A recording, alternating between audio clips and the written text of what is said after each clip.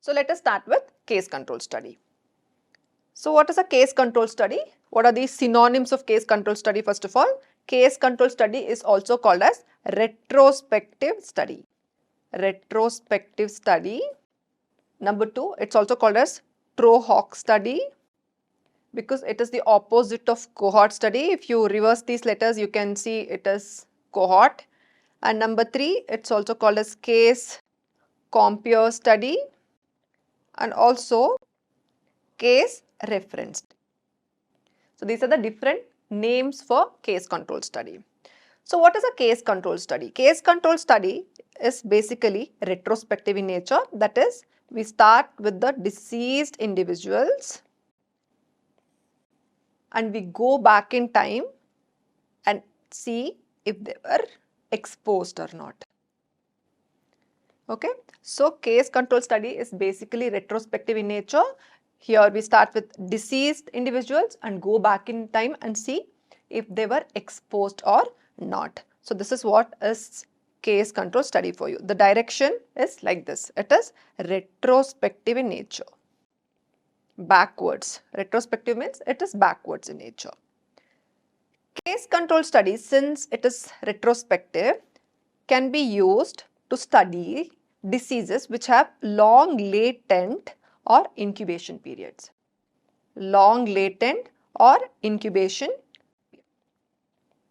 So in case of cohort study, we start with exposed individuals and go forward in time and see if they develop disease or not. So this involves a lot of follow-up. It requires a lot of time.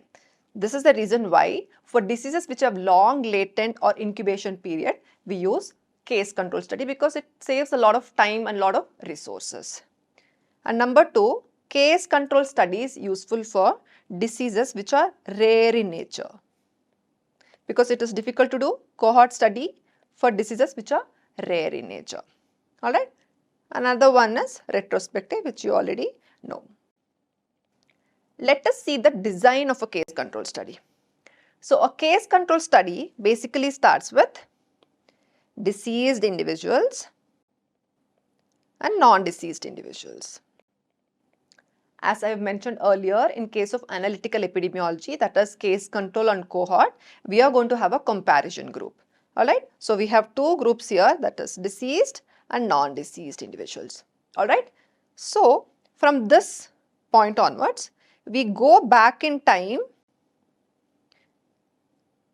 and see how many of the deceased individuals are exposed and how many of the deceased individuals were not exposed. How many were exposed?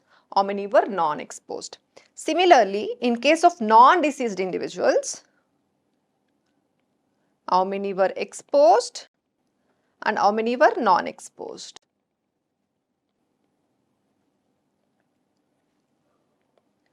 If you see any difference in the prevalence rates of exposure between the 2 groups, that is, the exposure status among deceased individuals is more, that is, this is more